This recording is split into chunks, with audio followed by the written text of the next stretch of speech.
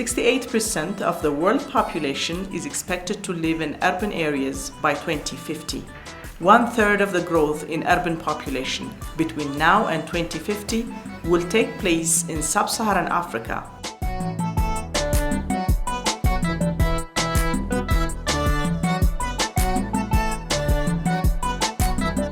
According to a Nobel Prize winner economist, Dr. Paul Romer, early interventions to harness urbanization boosts economic growth for African cities.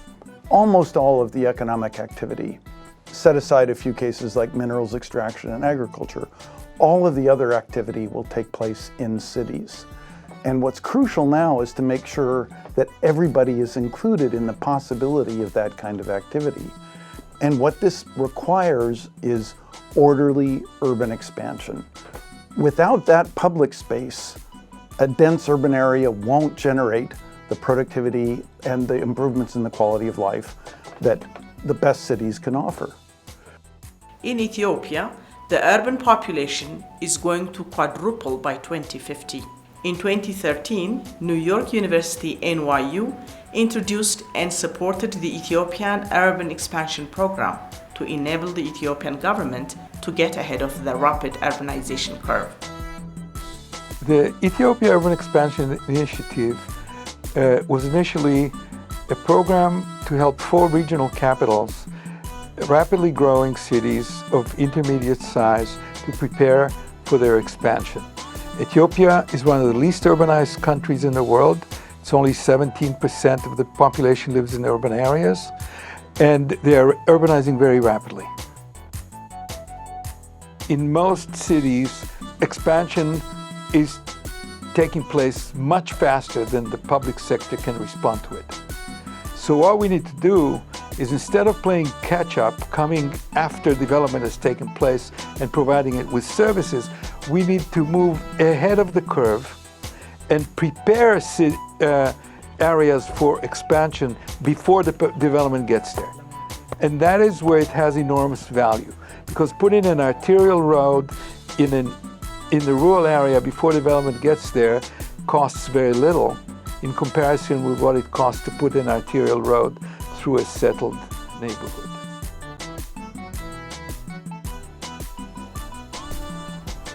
An urban expansion plan is a simpler kind of plan. It involves forecasting 30 years of population growth, estimating how much land the cities are going to consume over that period, and then making a simple plan to ensure that that land is accessible for urban development. The key to developing an expansion plan is first to accurately gauge the amount of land that will be needed for development using historical demand for land as a forecasting tool, and then to secure the rights-of-ways for these arterial roads before development happens for the entire expansion area. So in other words, what we're asking municipalities to do is to secure the land for 30 years of arterial roads today, over the course of the next 5 years.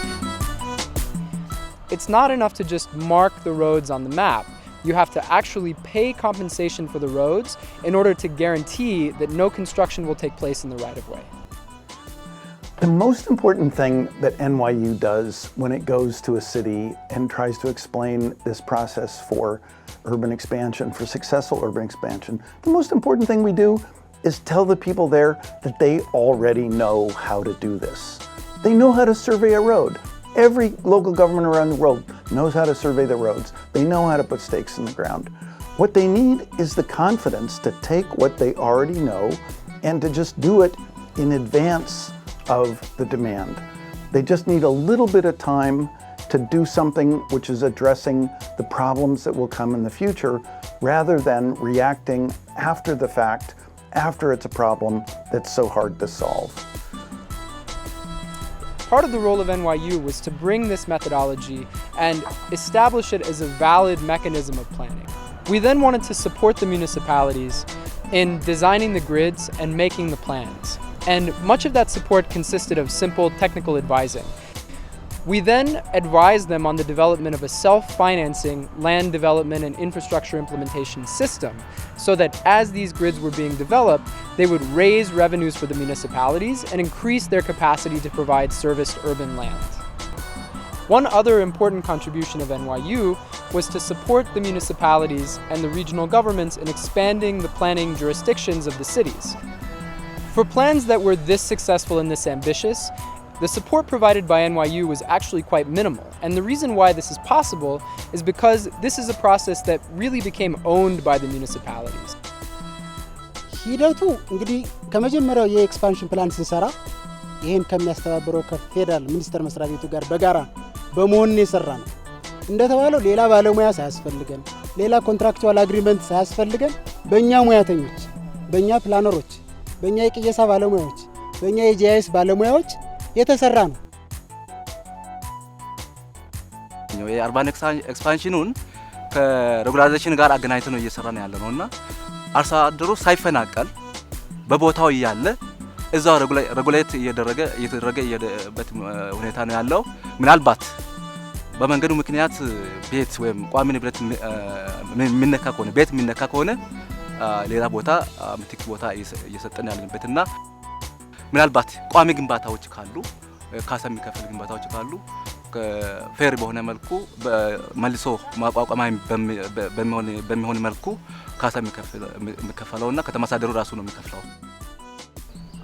መንገድ ቢሰፋ ቢሰራ ለኛ በጣም እንትንልናል፣ በጣም ደስታ ነው። አሁን እንደዚህ ሰዓት ማለት አሁን ከረምተውና መንገድ ከተበላሸ ሞተሩን ራሱ እዛ ቆመ አንዳንዴ በእግር እመጣለሁ። ግን መንገድ ቢሰራ ቢያንስ 4-5 ደቂቃ መንገድ ነውና መንገድ ቢሰራ ቆንጆ ነው ይላሉ። ለካሳ ክፍያ ሊኖር ይችላል ላኖርም ይችላል። ለካሳ ሳይሆን ዋና እኛ መንገድ ማግኘት ነው የምንፈልገው። ዋና መንገድ ነው።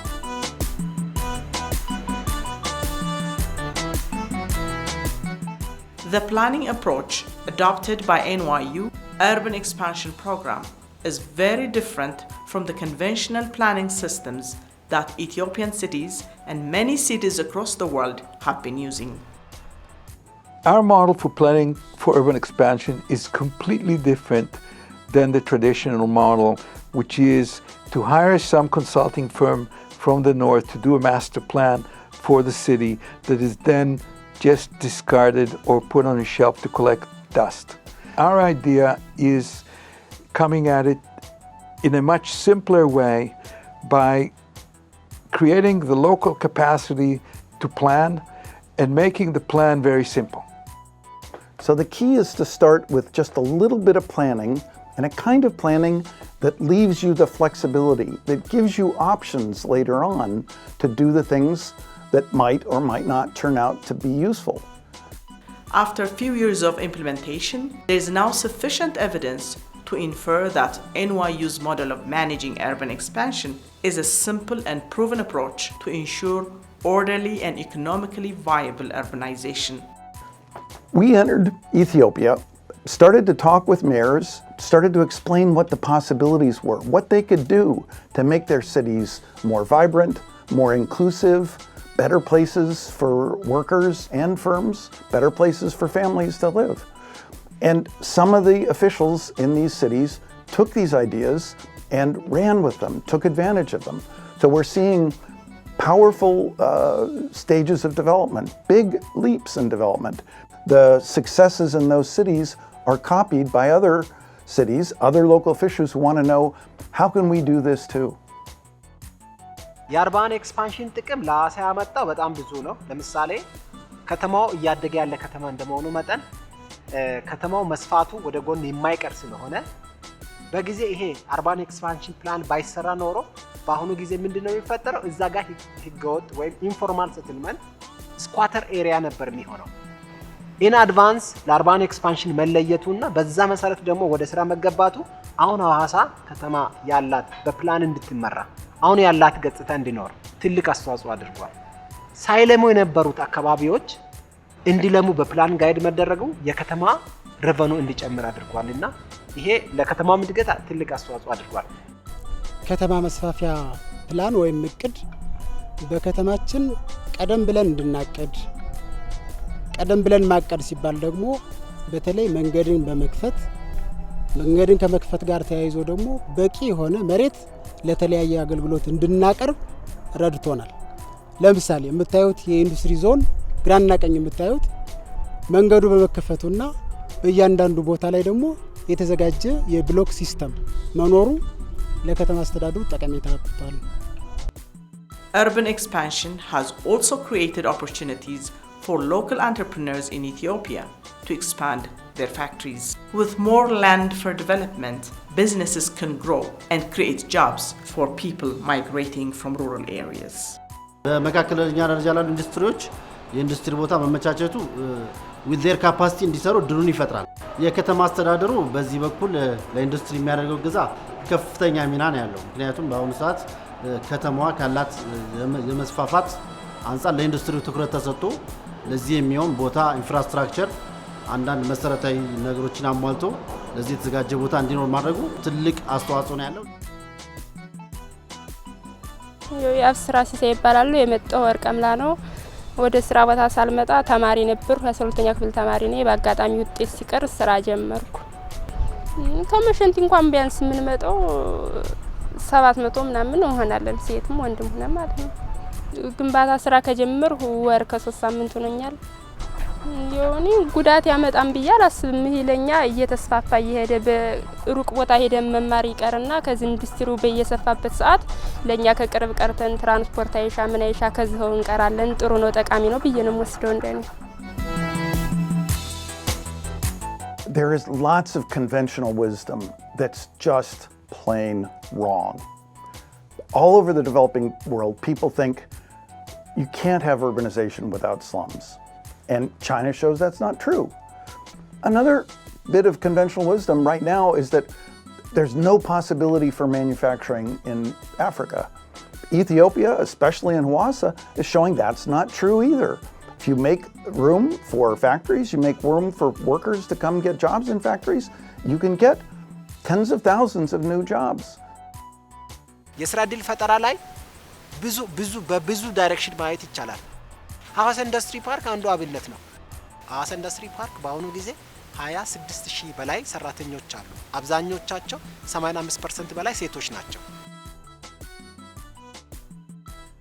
ዳማው ኢንዱስትሪያል ፓርክ ተሎሰቴዲ ሎሴማቲ አረኒት ባሾ ኢንዱስትሪያል ፓርክ ፋናንቶክ ወሮ ሎሶ ያኒ ከበሰረ ዳማና ኢሰደ ፋናንቱ ገደንሳኒ ሎሶ ሲራዳ ታጋና ኖማያ ነራ ወያ በሳጋለ ዲቴማ ወያ በሻምሰ ዱዲሬማና ጣ ወያ በቲሸርት ካያደ ወያ በሳጋለ ዲቴማ The work that NYU has done in Ethiopia is really one of the best demonstrations of how a little bit of planning can yield huge benefits, can lay the foundation for successful urban development.